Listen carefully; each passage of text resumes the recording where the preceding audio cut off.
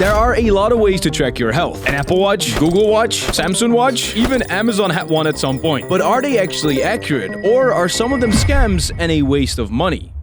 So I brought the biggest nerd I know, my brother. Hello. I get a lot of comments asking, why do we wear 2 watches? These are not 2 watches. Taking 1,000 steps in every smartwatch. 25 million views. I am curious how accurate the step counters are for various smartwatches. So I have an Apple Watch Ultra 2, I've got a Samsung Galaxy Watch 3, I've got a Pixel Watch 2, and I've got a Garmin Fenix 7. Just for good measure, I've also bought a cheap $9 pedometer. One is an Apple Watch, and one is a fitness tracker. Okay, so this is an Apple Watch Ultra. This is a normal Apple Watch. Yep. I hope this one is more accurate because it's like triple the price. I don't know if it's worth it. I just did it for battery life because normal battery life of Apple really sucks. How often do you have to charge that? At least every day. At least.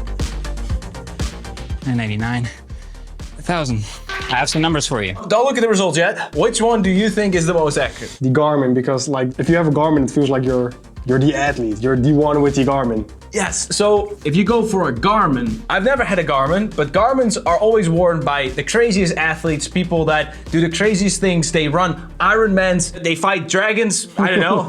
And I think it's like a battery life of I think a month. a month, right? 30 days? In the high-end watches of Garmin, there's sick technology. There's like a solar screen, so it charges via the sun. Types of smartwatches. Yeah, the fitness tracker. These are not really smartwatches. I mean, they kind of are now, Fitbit, but I think a lot of people buy these for the steps and the time. Then you have the smartwatch, which not just counts your step, but I actually mainly use it as a second phone screen for notifications, GPS smartwatch. There's smartwatches that save people's lives. People that go on crazy hikes off-road and they get stuck.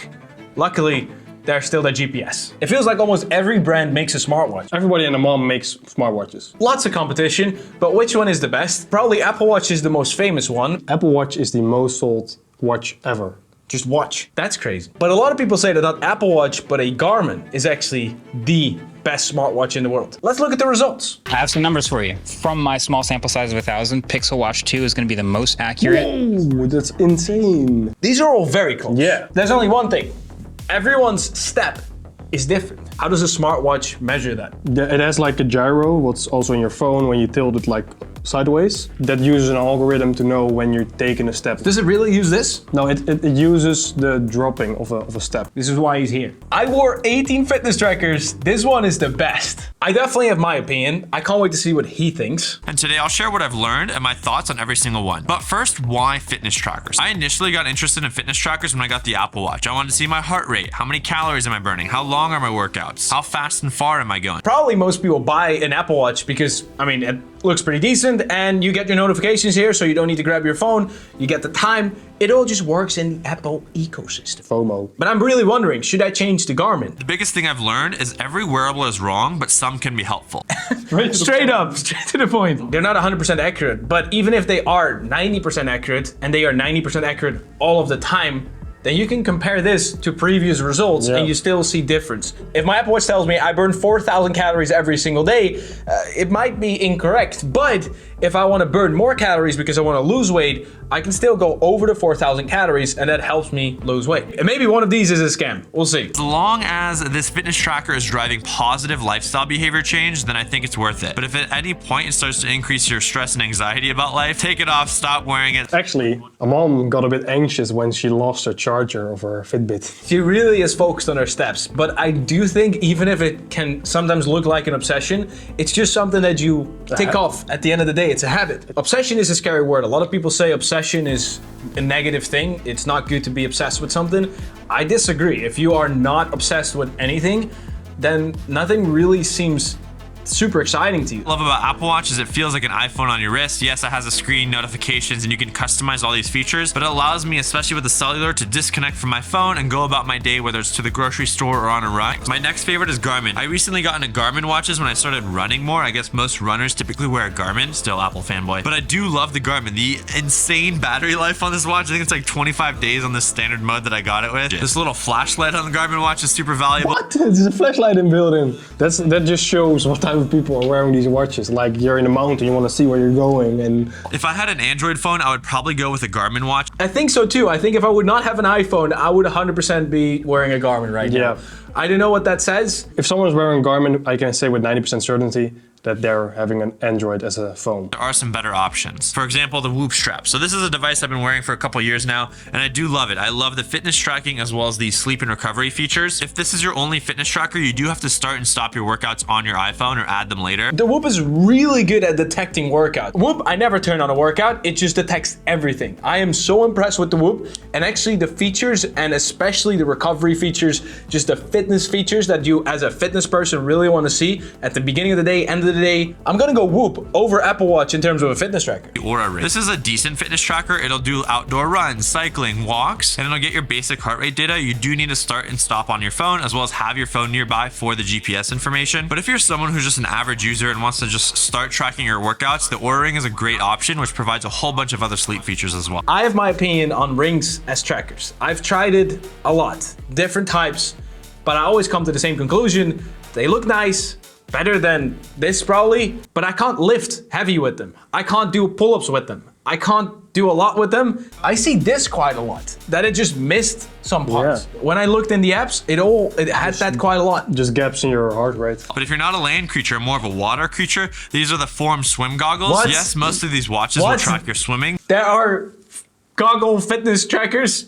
If I'm gonna swim, I'll want these. And it has a little heads-up display, so when I put these goggles on, I can see my time, my heart rate zones, and it even has a little slot right here where I can put a polar heart rate monitor. How expensive is this? 250 bucks, okay? 10,000 likes in this video and I will buy these goggles and I'll test them out for you guys. The Coros watch. If you just want to focus purely on running, this is a great watch. The heart rate and the distance and pacing are somewhat okay, but it's extremely cheap, it's extremely light, and the battery lasts forever. I think for most people, the most affordable way to get into smartwatches. Coros watch. Is that cheap? Garmin's are also not cheap, almost $1,000. I don't think any of these watches really are a scam.